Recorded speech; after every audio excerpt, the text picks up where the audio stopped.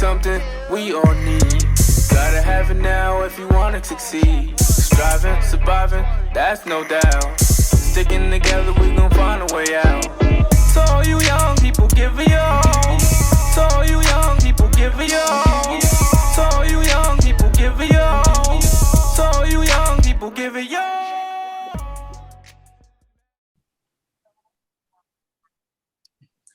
Good evening, the back community. As always, thank you guys for staying involved. Thank you for staying engaged.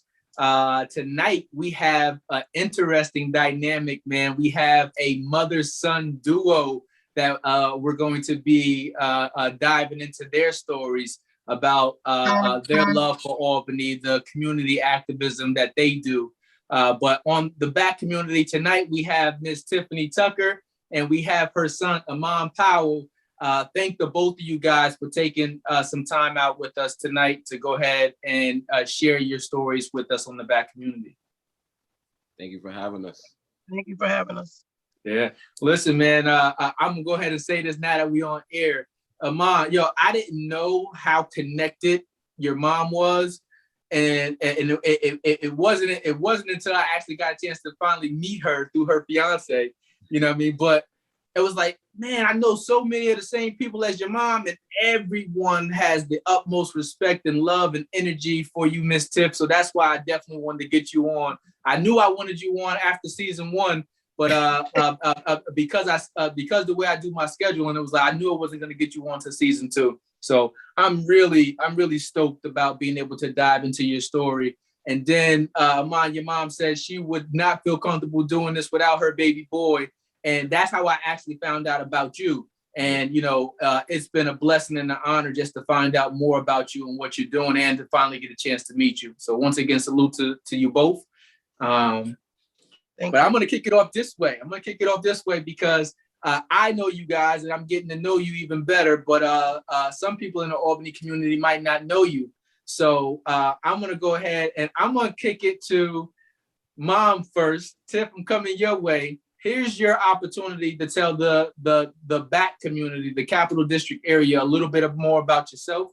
What do you do and what are you passionate about? Okay, so my name is Tiffanie. I actually was born in Albany, but I was raised out in Schenectady. I came back to Albany in 2000. My son was 4 and my oldest daughter was 6 at the time when we came back out this way. Right now, what I do, I work for IPH New York, which deals with homeless. I'm a housing case manager there. So my job there is to help the people that were homeless who finally got apartments to help keep their apartments. If they need help making doctor's appointments, if they need help getting to the doctor's appointments, if they need help applying for DSS, Social Security, anything that they're entitled to, I help them get that. But the main thing is to help them keep their housing, to keep them off the street. I also work part-time at Equinox, which I just left full-time in March when I was working with the youth at a transitional living program. And with that program, we take runaway and homeless youth into our program for 18 months. What they do, we help them find a job, we help them sign up for college, get a job, save money, and just being a mom again at that job, basically. But we were a 16-bed there. Now we're only 8-bed. So it kind of wasn't a lot of room for me to grow there. So it was time for me to leave from there. So right now I'm at Equinox, but I'm with the adult residential with dealing with mental health. So I'm still in the human service field, but now I'm more with the adults more than I'm with the kids. Okay. And I also been doing hair for the past legally 16 years. But before that, dibble and dabble in your house, whatever. But when I moved over here to Albany, a couple years later, I had got laid off when I was working at Girls Inc. And my daughter's father told me, you might as well just go to school while you're laid off. So I went and got my hair license. I was like, they can't teach me how to braid, blah, blah, blah, this, that, and the third. But they taught me some stuff, so I'm still around. I still work at Essential Trends. I've been working with Kevin Coleman for the past 13 years. So we were at, he had a shop on Robin. Now we're on Washington Avenue in Ontario right now. Okay. So Okay. I'm just all over moving. I was about to say that. But Tiff, you must be Jamaican, man. You got mad different jobs. They got jobs, you know. Yeah. Yeah. Well, one, shout out to you definitely for Equinox, man. I love Equinox program. When I was running my mentoring program, one of my students was actually he got caught up in a situation, and Equinox helped him throughout a whole deportation process. I paid a portion of his rent while he was incarcerated. Equinox paid the other portion of it. You know, I got nothing but great things to say about Equinox. Equinox is an awesome program, and you know, I remember talking to you and Juan. It was like when the pandemic first hit, and you guys was just talking about, especially Juan was just saying how, you know, you're essential workers. So, you know, I mean, regardless of what, you know, I mean, you guys have to show up on the front line, and, you know, so thank you for being an essential worker. Thank you for your contributions, and thank you for being a hustler. It's in my nature. It's in my nature. That's why I said so. You must be Jamaican. Mom, man, I'm coming to you too, man. You are the youth. You are what's going to take us to where we are going next. So, Mr. Powell, this next question is for you. Here's your opportunity to tell the Albany or the Capital District area about yourself. What are you doing now? What kind of passion projects are you working on? Let us know about you. Well, like I said, thank you for having me. Before I begin, I just want to say my mother is dope, man. Like all my hard work and my work ethic, it goes to her. From seeing her getting up, being a single parent, like that's where I learned everything from. But I'm actually born in Schenectady, raised in Albany. Right now, I currently work at Davidson College down here in Charlotte. Well, Davidson, North Carolina, which is right outside of Charlotte. You might know it from Steph Curry. So Steph Curry's alma mater is where I work at. I work as an admissions counselor. So basically in my line of work, I go around to different territories, recruiting kids to attend Davidson College. Small liberal arts school, about 2,000 students, but Division I sports. So you get like the best of both worlds in a sense. And I've been working in that mission since I graduated from college back in 2018. Ooh, I'm getting old. So yeah, I believe that. And I've been working in education. I love education. I love providing people with a platform that I wish I had growing up. So I do live by a quote, be who you needed when you were younger. And then that's when to spread education, because I think education is the currency of the 21st century. But growing up in the urban area, it's not glorified. So in my line of work, that's what I want to do. So when people are coming to college fairs, I'm going into inner city school. Say, hey, I look like you. I probably grew up the same way as you, but hey, education got me out. So here I am paying it forward type of thing. So that's what I've done now. And that's what I've been doing.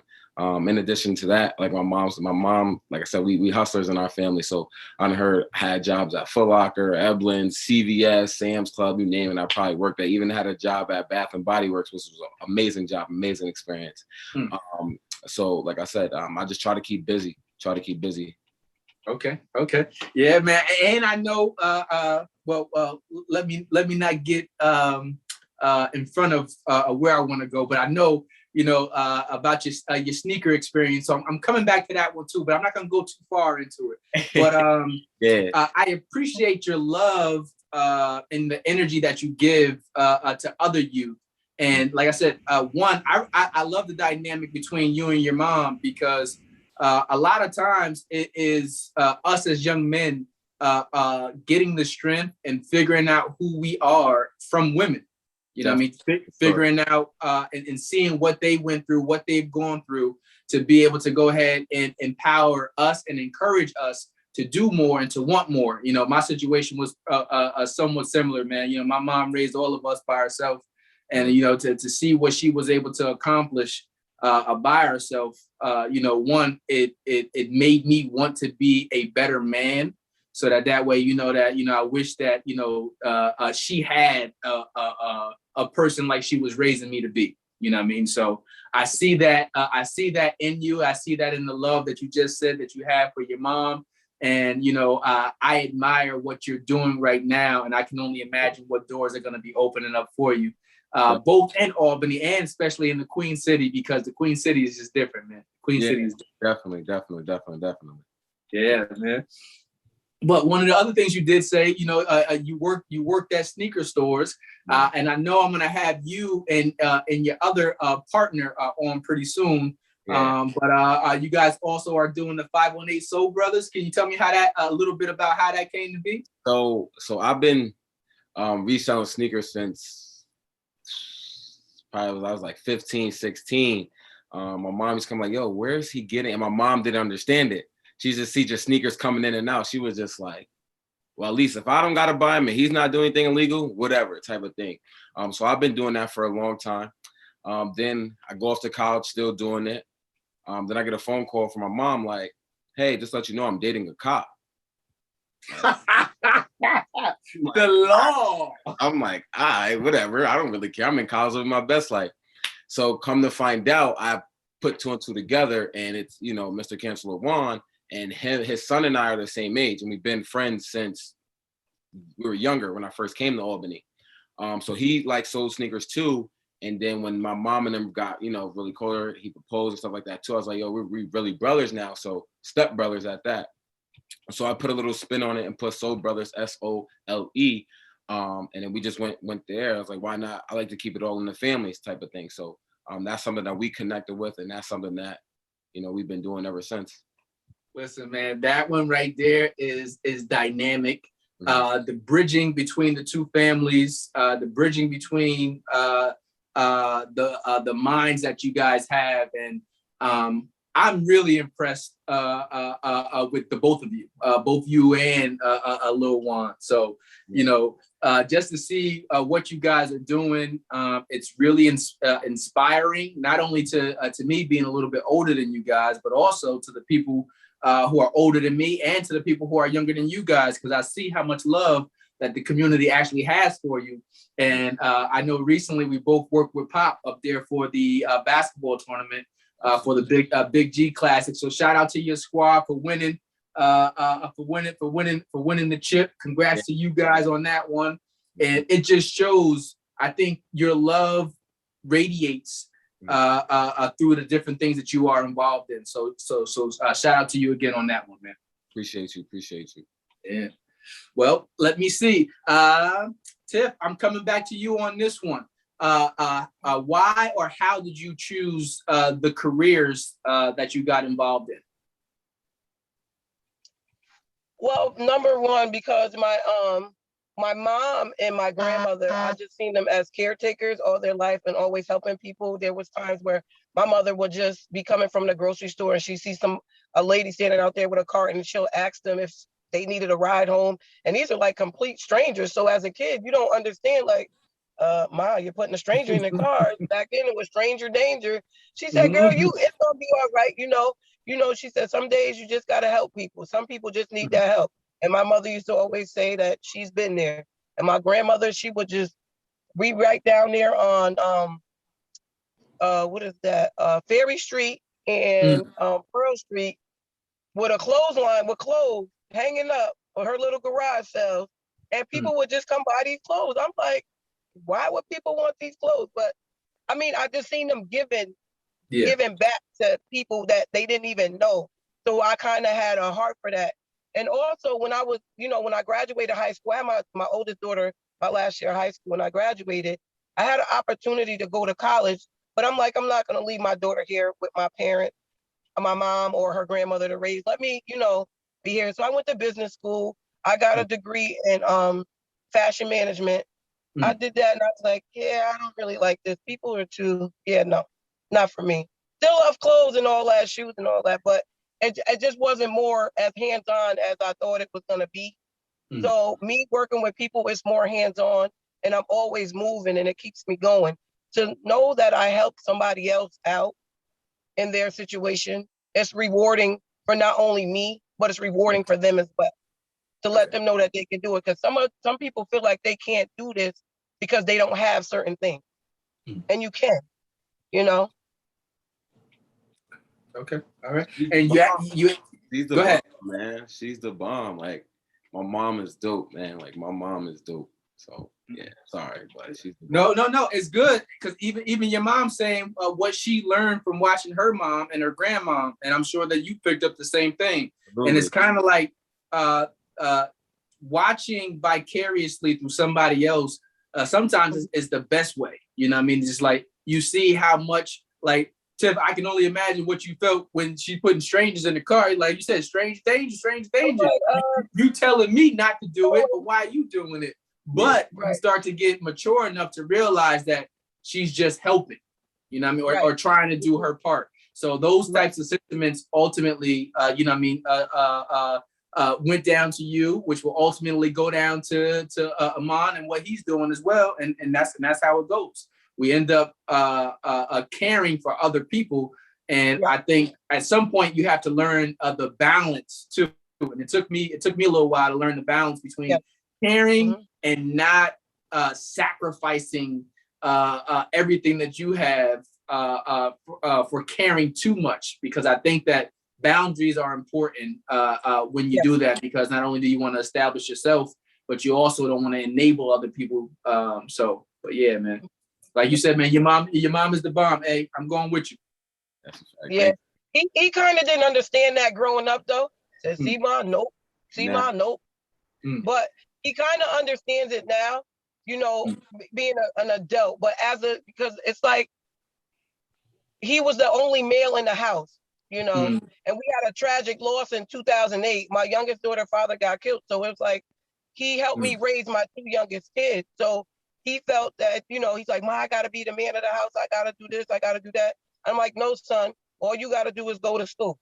Mommy got this. You just go to school. You just go to school. And then when he felt like I was doing stuff for other people, he felt like I was taking away from them, but I never took away from them at all.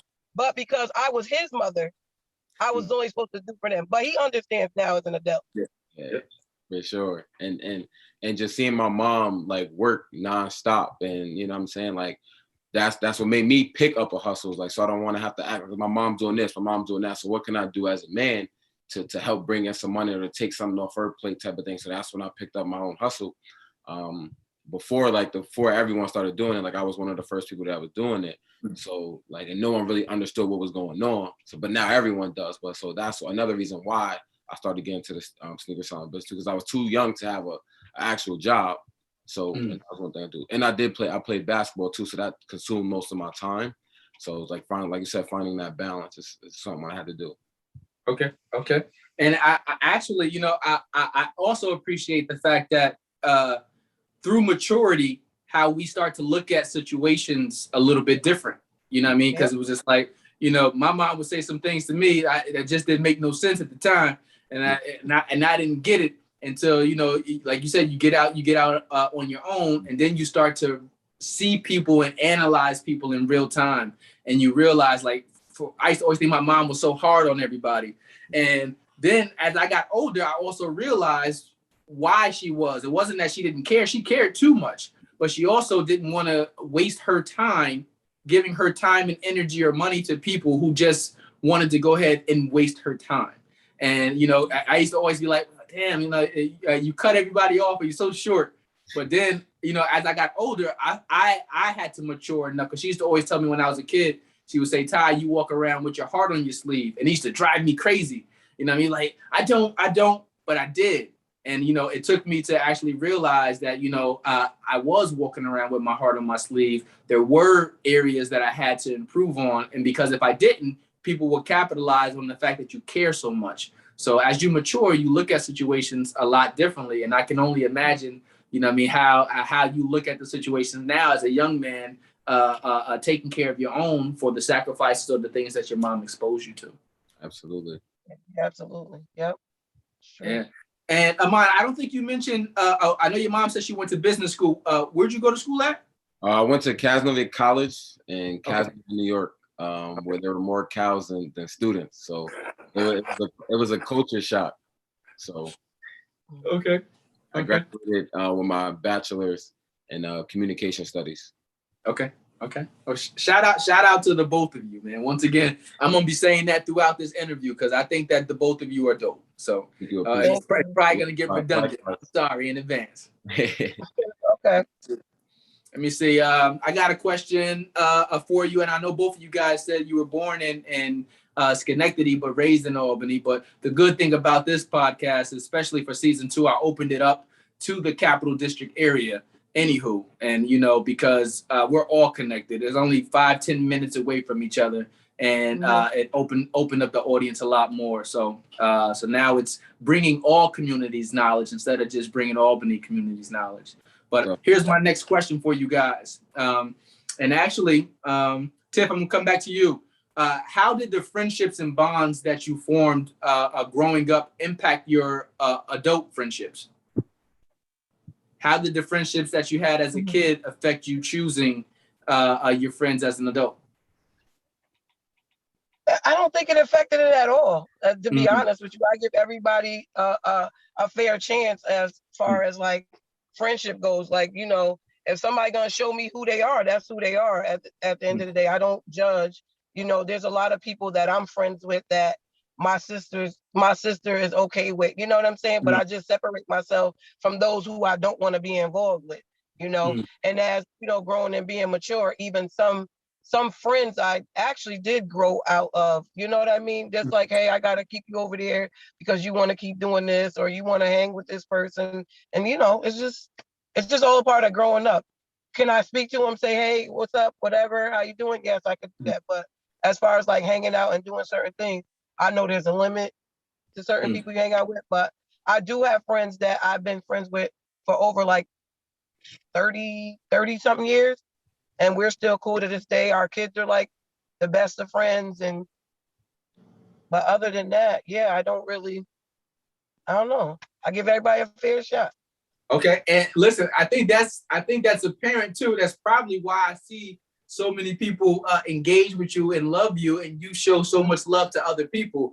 And I think that who you are and how you are is apparent, and it shows through the relationships that you have. Like I said, every time I see somebody that we know in common, I'm like, damn, she know her too, or she know him too. And just like, oh, okay. So you don't get to know that many good people and stay in contact with people like that unless you have something about you that people love and that you have a caring spirit. Yep. Yeah. But Ahmon, what about you, man? Especially for you as a young man, I'm about to connect with you on this one. How did choosing friends as a young man, growing up in the Capital District area, affect how you choose friends now as an adult who just moved out of the Capital District area and in the spotlight Charlotte? It affected me to a certain extent because, like my mom said, like I said, I'm truly my mom's son. I give everybody a fair chance. Like I went, like some of the friends I had from my childhood are no longer with us, either in jail, or incarcerated, or passed away, God rest them, or what I'm saying. So it's kind of tough. So, but I knew from an early age I wanted to be better. I wanted to do better. Right. I wanted to be someone that not only my mother, but my community was proud of. Like, I want to be like Meech. Yeah. Right. So that was something that I went to a predominantly white institution, and I was able to navigate that and connect with a lot of people there. And some of my best friends are from there as well, too. I just went to a wedding recently for one of my good friends. They're Caucasian male. And then I seen him dancing around. I was like, what wedding is he at? Yeah, so then it's crazy thing because another one of my friends I was there he said, Meech, one thing that I admire most about you is how you're able to connect with people from different walks of life. And I said, it's a great quality to have. So like I said, I pick and choose when and where to connect with different people. And I understand that some of my friends got some things going on that I don't want to be involved with. So I keep them at an arm's length. I'm like, hey, how you doing, bro? Love you. Let's I'm saying we go about our business type of thing.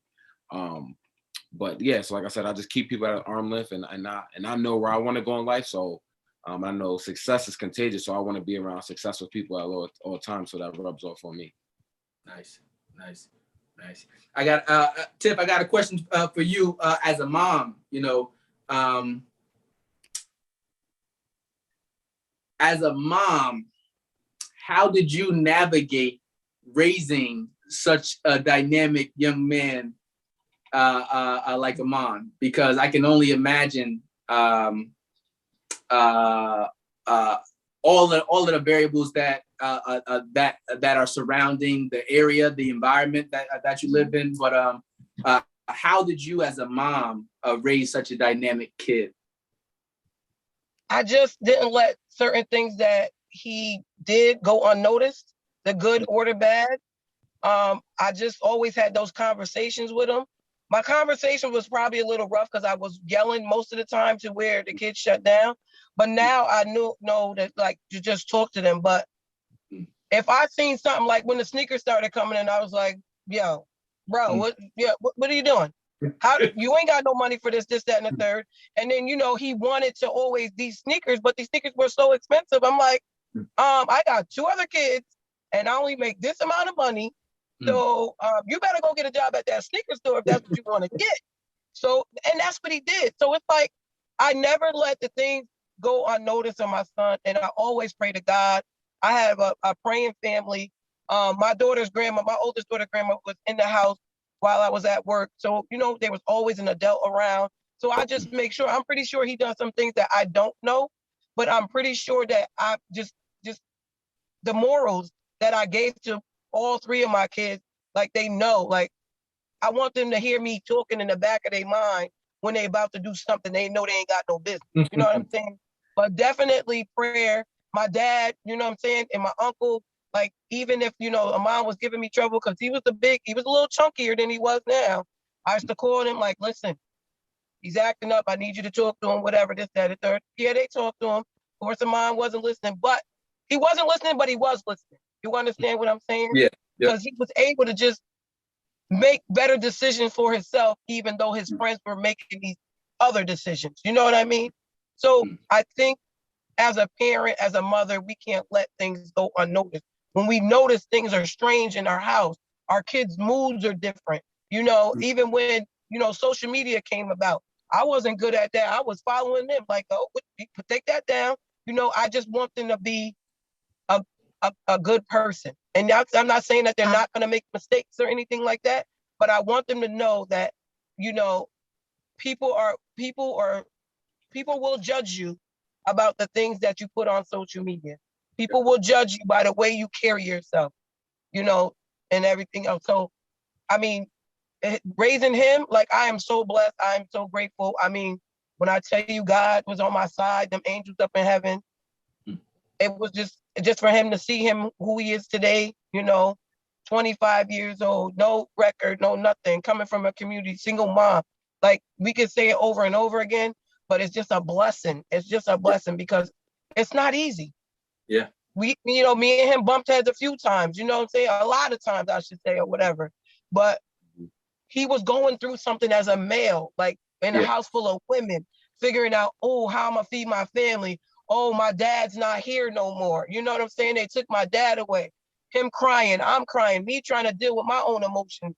And then the other 2 trying to deal with their emotions. So we was definitely a praying family. I hope them kids was praying just as well as I was praying, but Yeah. I was praying every day. And one thing too, my mom, we had a lot of conversation. Like, although she would scream, like we really had, it was probably like 1 or 2 times a month. My mom, we would all go into the living room. My mom would just talk to us. And I was like, bro, like another one of these, like, come on. But now looking back on it, a lot of people didn't have that opportunity to have that connection or that rapport with their mom. So that's why I like everybody know me. I'm a mom, so I go hard for my mom.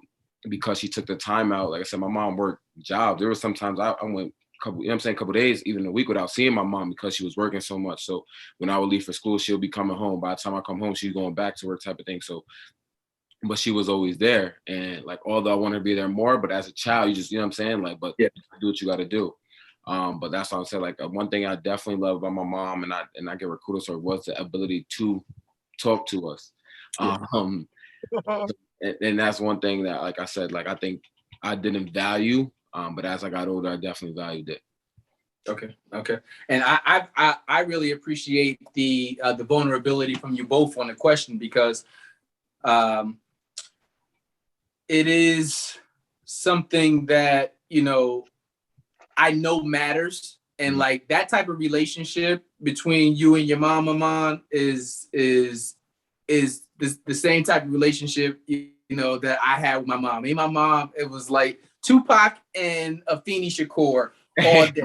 You know what I mean? And Tupac's my favorite rapper. So, and my mom knew that. So, you know, she would try to use different things to connect with me. But the one thing I always appreciated about her was that she would always tell me the truth, and she would give it to me raw, even before I could really understand it and take it in. So, you know, I learned to appreciate that, and I hear that similarity in what Tiff was saying about how she raised you. And about you being able to sit down and listen, be like, another story was just like, you know, now as a young man to be like, yo, I appreciated all of those stories, because when everybody else wasn't listening, I was listening and watching and learning. So just like, oh, that didn't work out. All right. Yeah. And I got 5 brothers. I had 5 brothers all together. So, you know, I get a chance to watch everybody. It was like, I see how that conversation went. That didn't go too well with her. So you know what? I'm not gonna have that conversation. Or, you know, I'm gonna do it this way. And we're not perfect, but at the same time, you need some space to make mistakes. You need some space to figure out, you know what I mean, an emotional side about ourselves, because our environment really doesn't give you the opportunity to do that. It'll tell us to react and behave a certain way, but that's not the full picture. So trying to identify what manhood looks like coming up in an environment where you're predominantly raised by a woman, you know what I mean? You know, it takes some more soul searching. And your story resonates with me because, you know what I mean, that's how it was for me. It was like, I think that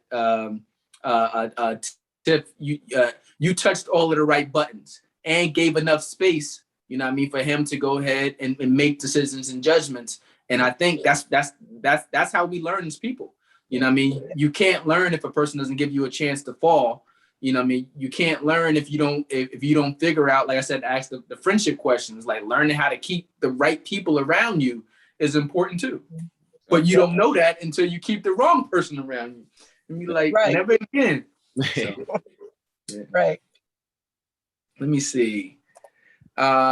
Here's one. Because both of you guys are actively involved in the community, and the Capital District area has been plagued with gun violence for quite some time. But I want to say last year is probably one of the worst years statistically, and 2018. But how have you guys been impacted by gun violence in the Capital District? Like my mom said, back in 2008, my father died. He got killed right around the corner from where he was growing up. He was a DJ. Like I said, I still don't know the full story. I really don't care at this point. What's done is done. But that made me who I am today. So yes, I did cry over it, lose sleep over it. Sometimes I wish he was here, but I know he's looking down on me. But that literally is like the thing that motivates me to keep doing things and to educate people. Yo, like this is not the way of life. Like that's boring. Like it get a little bit of excitement from, but you don't want to be in a box. You don't want to be someone telling you when to wake up, when to do this, when to do that. You want to be controlled. You want to have freedom. So in my role, what I do now is I want to give positivity to those things, such as getting an A on a report card or doing right in school. Because like I said, growing up, the reason why things are like this now, because we give attention to the wrong things, such as drugs, money, cars, and unfortunately women. So like I said, who like growing up, like, oh, who got the most girls type of thing. So they'll get glorified. But the reason why they got the most girls, unfortunately, is because they have the most finances. Where they get the finances from, you know, doing illicit and illegal activities. So like I said, so that's why I wanted to, glorify education and things of that nature as well too, and try to educate people on what to do and what not to do. So hey, I'm a prime example. You can have all you want at the snap of your fingers if you just do right. Yep.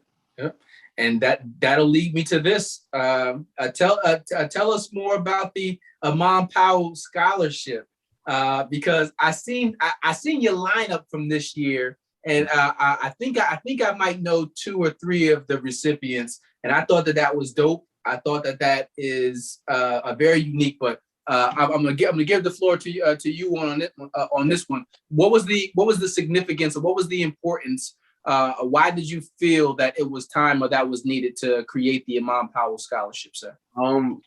Business was booming. Business was booming, and the community's been showing me love for years with buying merchandise off of me, and things of that nature. So I wanted to give back, and I think like that was the best way for me to give back. So I was driving to work one day, and I said, "Yo," I just like a little voice just said, "It's time." I don't know who it was. Probably was my father up in heaven, but it was like, it's time. So with that, I text my mom, I said, Mom, I'm gonna do a scholarship. I'm gonna do it for $1,000 for 2 seniors. I said, Mom, should I do it for 2 seniors? Should I do it for 1? And she was like, just split the money out, just do it for 2. I'm like, all right, 500, that's not bad. So then I made a Facebook status, and then people inboxed me, hey, like, I want to help out. Cool. So one of my former high school teachers reached out to me. And then another girl who knew from growing up reached out to me and said, hey, I want to help with that. So they both donated some portions of it. And I was like, you know what? I'm gonna match what they offer. So then so that's when I created. So I was able to award 5 scholarships, and then I was able to give a lucky middle schooler a PlayStation 5. Nice. And all of them are from the Albany Capital Region area. And Albany is such a small place that some of them that I did reward either knew my mom or knew my family or went to the same high school that I went to. So it was kind of good, and it was rewarding because it's like, yo, like, I did that. So that was a title to my back. And like I said, my mom is my biggest motivator in a sense. So it's like, I know when people are like, yo, like, your son is dope, like, they're bigging up her. So like I said, I want to give my mom all the credit for that. For, like I said, she's a helper. And growing up, I really wasn't that. I was mostly out for self, unfortunately. But like seeing her and watching her grow, I become more of a helper as I got older. So seeing her help others before helping herself just made me want to do the same as well too. Nice. And I'll just say this one last thing too. So like I said, I live by a quote, be who you needed when you was younger. So a lot of people don't think they have the access to go to college or have the finances to that. So I just wanted to alleviate some of the burden with that. I say, hey, here's money for you. Here's money for you. Do what you think is needed for you to pursue that. Here's money to lessen that financial burden. Okay. And this, I think that honestly, you hit on all of the essentials, all of the key pieces that are involved in that. One, it comes from a person who's caring. It comes from a person who understands the experience. You know what I mean? Like you said, so you want to be the change that you seek in the world. And I always tell everybody, it's like, we learn more from the successes and failures of people who look like us. Absolutely. Right. So when you get a chance to see other people that look like you, that care like you, that move like you, it's motivation. And it's just like, oh, because a lot of times we hear that you can be positive, you can do these things, but we don't see the stories as much because other things get glorified in the communities that we grew up in. But it's just like when you start to see it, like this next generation that's coming out of the Capital District area, they're seeing you in real time.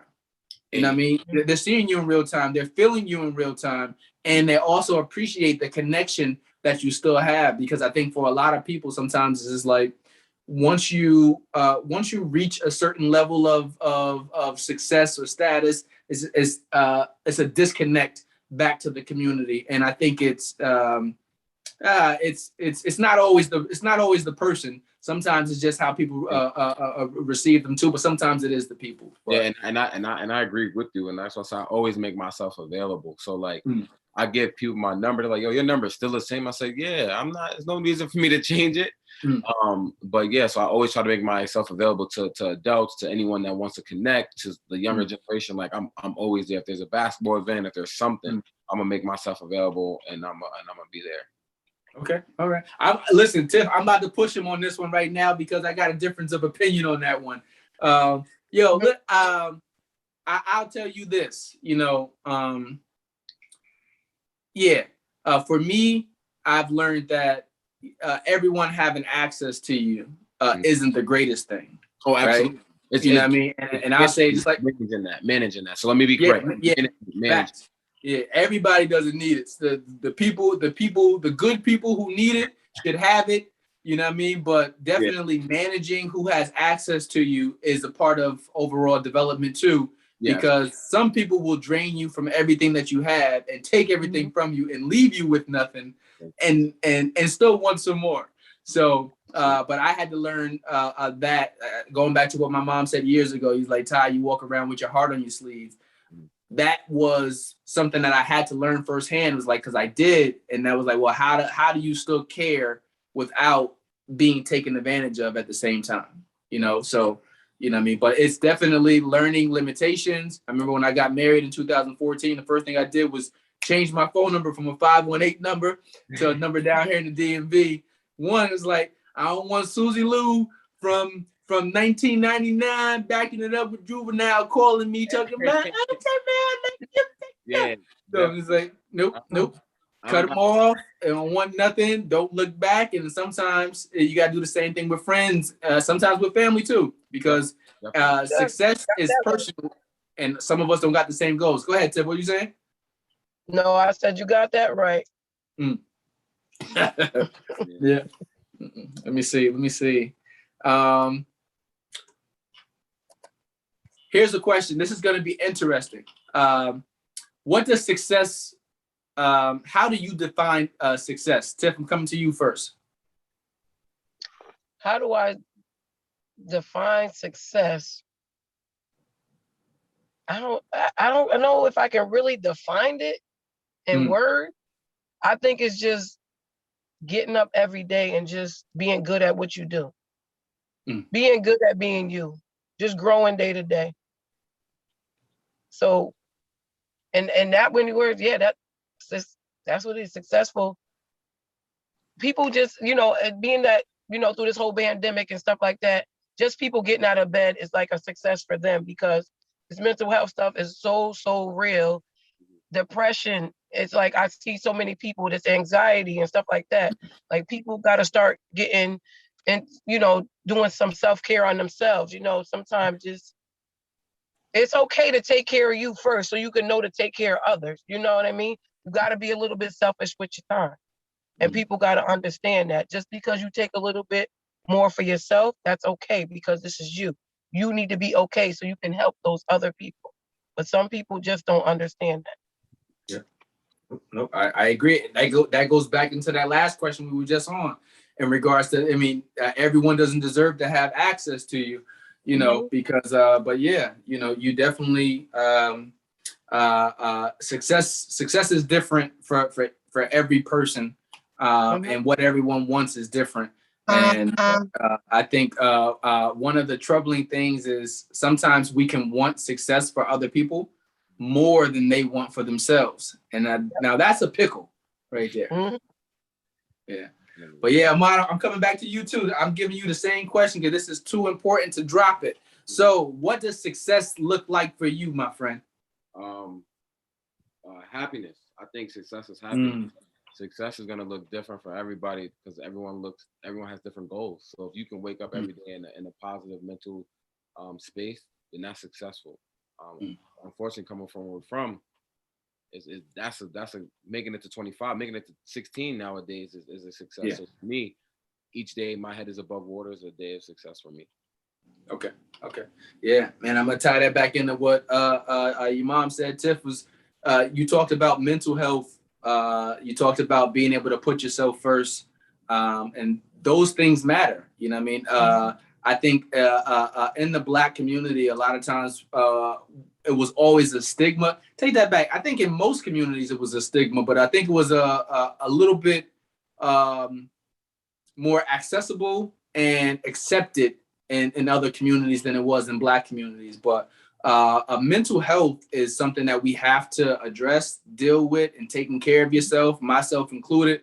I go to therapy, I go to grief share, I'll go to all of the things, and I'm tied into to my church very much, and it's just like we need those things because a lot of times we're dealing with traumas that we've just been taught to keep moving forward and keep going, and not realizing how these things are affecting us even as adults. For sure. Right. So when my kids were young, when we had that tragedy back in 2008, I had them in grief counseling. We were in grief counseling for like 6 months. The youngest one was more affected because she was only 6 years old. So she really didn't understand. So as a mother, me in counseling with my kids so we can understand our emotions day to day, it was the best thing ever. Did it heal us? No, absolutely not. But it helped us cope day to day because out of nowhere, like you'll be driving and you just start crying out of nowhere. You hear somebody else get shot, you instantly crying because it goes back to that trauma. So, other trauma triggers other trauma, so I try to reach out to people that I know that are lost loved ones around here due to gun violence, like, hey, a suggestion would be to go to grievance counseling. But of course, people look at counseling as, oh, ain't nothing wrong with me, I ain't crazy. It's not about you being crazy. It's something that's gonna help you manage your emotion to deal with day-to-day life, because life doesn't stop. Definitely. Life does not stop after that happens.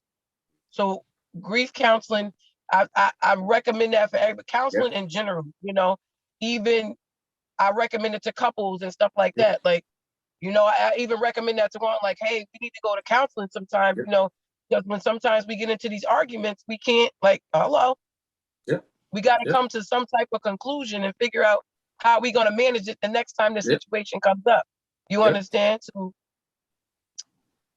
counseling is good. Counseling is great. Good. Counseling is great. Yeah, it is. Yeah. And most insurance accepted now, and most places that accept insurance now. You got some people that and you don't gotta go nowhere for it. I go to counseling from right here in the comfort of my home since COVID hit. So it'd be like, wow. Yeah. Mm-hmm. And a lot of you think that you said something really bad. They're like, oh, no, it's all right, never mind. It's maintenance. It's called daily maintenance. You need maintenance. Go ahead, Ahmon. Yes, and like I said too, like I went to counseling too. I had an experience, and I was like, I want to go work. I want to work on myself. I want to better myself, and I was led to say, hey, we should go to counseling, see how that is, and I felt great after it. I still feel great, and the reason why I'm able to continue on this path is because of the connection I have with my therapist / counselor. And like I said, I encourage everybody to do so, because we got trauma that we don't even know we have, and things like that as well too. And then, like I said, growing up in certain environments, none but negativity, dark clouds around you. So it's able to talk about what you're going through, to channel your any emotions, and just sometimes it's good to just get it off your chest. And I definitely and tell all my friends, hey, just go to counseling, go to therapy, things of that nature, and it's free, because like I said, a lot of places are waiving it because of its virtue and things like that too. So I'm gonna definitely encourage people to go to therapy. Hey, it's like you can encourage, and you want everyone to take advantage of it. But like I said, part of it is just realizing what it is that you need, or what each of us need as individuals. And I think when you wanna, like you guys, both of you guys, in your definition of success, it was talking about, being happy, being healthy, being whole, being satisfied in what you do every day.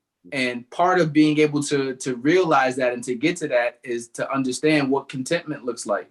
And to be able to live within that. So, I tell everybody, I got a book right here called How We Love.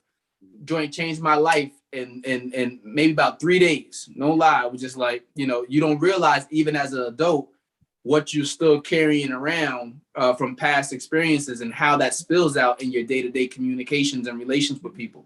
So, but yeah. Well, let me see, man. I'm not gonna hold you guys up too much longer. I'm gonna give y'all one of my favorite questions, because I can't let y'all leave me without this. What is your favorite place to visit in the Capital District area? Actually, I'm gonna limit it to Albany right now. What is your favorite place to visit in Albany, and why? Y'all choose who go first. My favorite. It will, to be honest, I'm not even gonna lie, it's gotta be the mall. It has to be the mall. Retail therapy. Retail therapy. That's all I can say. What are you buying in the mall? Clothes. Shoes. No, I'm not buying. Well, yeah, I do buy. Shoes, clothes, Express. That's my favorite store. I know. I use all your coupons. Yeah. But yeah, I can see that too. The visit would be. I can see that, Tiff. I can see that, Tiff. I be seeing your flavors and your styles you be putting them together, and I was like, yo, you got to be real confident. You got to be a person that love fashion to be trying some of this stuff out. So you're the first person in 2 seasons that mentioned Crossgates as their favorite spot. Right. I mean, because the park, it's all right, but what I'm going to do? I don't play basketball or nothing. So the more I can be active, right? I'm walking around.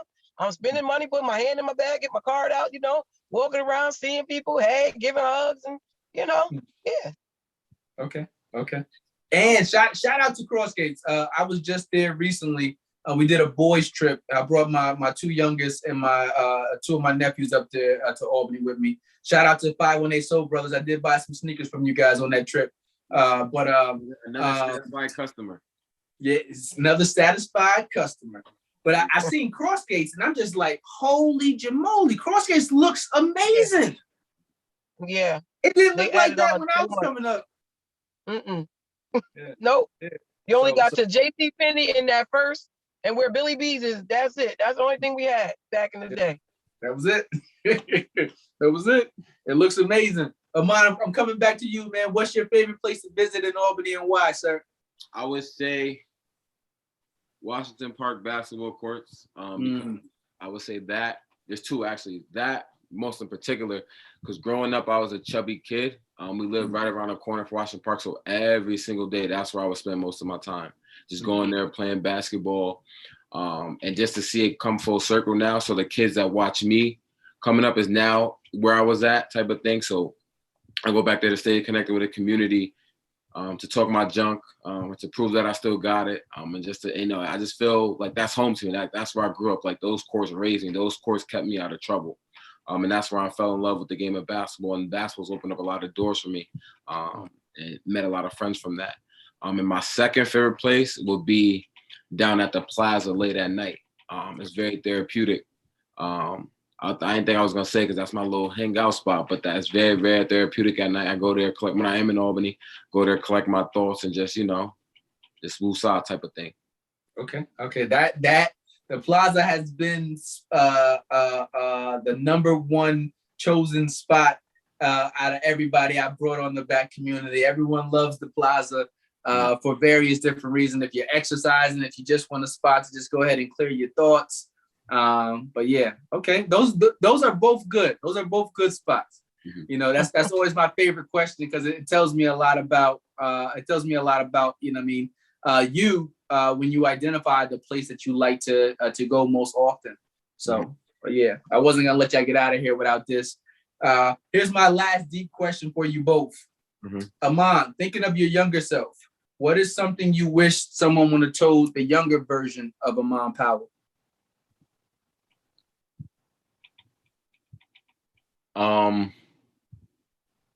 You're gonna be fine. You're gonna be fine. There's growing up, and then unfortunately within the school I went to, there's a lot of politics. So I used to feel down on myself, like, dang, I'm not good enough, or, what I'm saying? I used to have a lot of negative thoughts.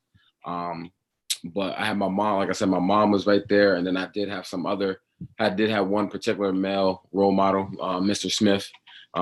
He took like a father role in my life, and he's always been there for me. So, and he was that little voice telling me, like, hey, you're good. You're going to be fine. You're going to be great. You're going to be amazing. Keep going, keep pushing. 5-10 years down the road, when you're going to look back on those people that talk down on you, they're going to be talking up to you, type of thing. So that's that I'm happy between him and my mom. Like I knew I was going to be set as followed their words, type of thing. So probably just keep going, keep pushing, and everything's going to work out in his favor. And it has, so I'm blessed. Okay. Shout out to patience. Tiff, I'm coming to you with the same question. Thinking of your younger self, what is something that you wish someone would have told the younger Tiffanie Tucker?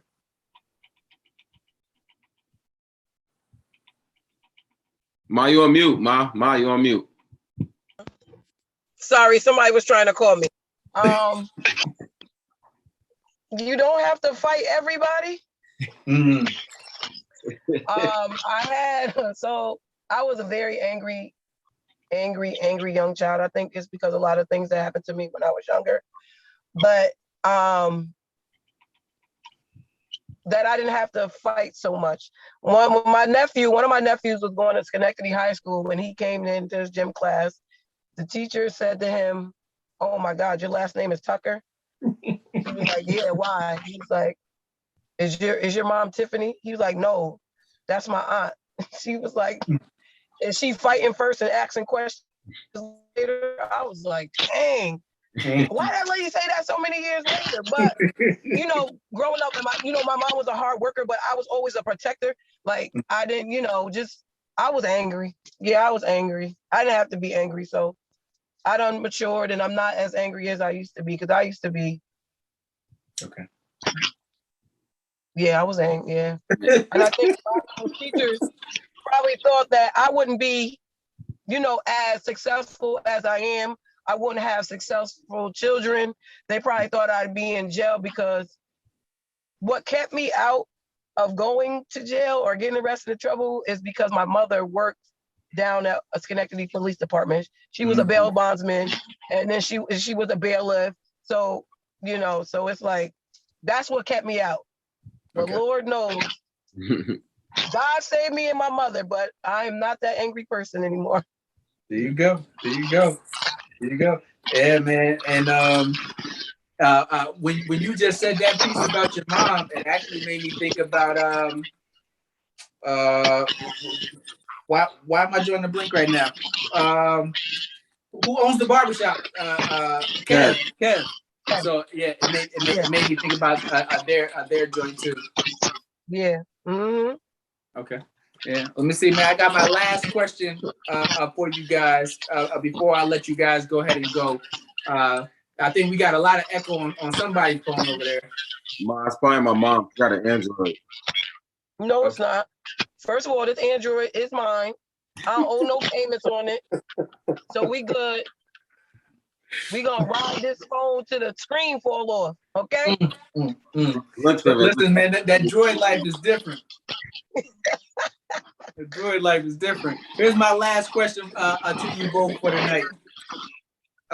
What about your life's past are you most proud of? I started off with Tiff, so I'm gonna end it with Ahmon. What about your life's past are you most proud of? And we gonna have to put our phones on mute because I can't hear nothing.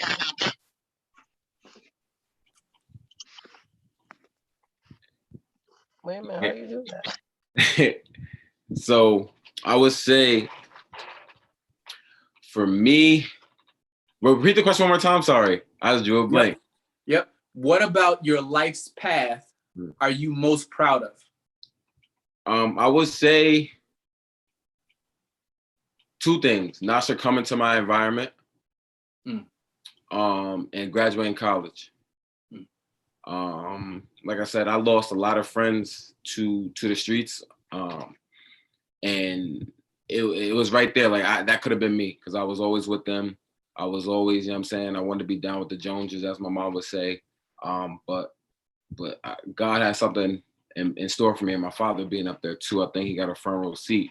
So, so make sure you look out for him. So that's I'm blessed for. And then graduating college, because to go to a predominantly white institution and be an African-American man from the inner city, it's a lot. It's a lot. My first week, I was crying to come home. There's a picture out there somewhere of me on the floor crying. So whoever got it, hope they removed it. But it was a big culture shock. And then I had a group of friends around me that kept me on the right path. Like, nah, we got you. We're gonna get through this together. And we ultimately did. We made a pact to each other, and we got through this together. Once I got my footing, I was able to connect with a bunch of different people. And I had a tremendous advisor, Professor Maloney Stanton, who was like a second mother to me. So I had used those resources and those connections to be able to walk across that stage. And when I walk across, they told us not to say anything when we walking across the stage. Rest assured, I had to do what I had to do. And I said, I love you, Mom. And everyone started laughing and cheering. So, like I said, that was something big for not only me and my family, because I think I was the first person in my family to graduate from a four-year institution, if not college. So that was something big for me and also my family. Nice. I felt every bit of what you just said, man. I'm gonna leave it right there. I felt every bit of it. Tiff, I'm coming to you too. Same question. What about your life's path are you most proud of? My life, becoming a mom.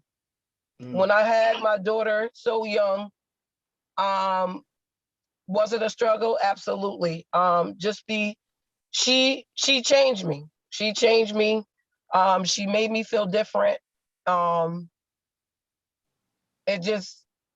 glad now that I'm an empty nester at such a young age, yes. And they are out on their own and got their own stuff. And, mommy's still gonna always be here, but they're off doing their own thing. And I'm able to see that, and I'm still able to live. I'm in the best of health. I don't suffer from high blood pressure, diabetes, the things that run in the Black community. And just becoming a mom had changed me for the better. Like, God was like, yep, let me get this girl a child so she can sit on down.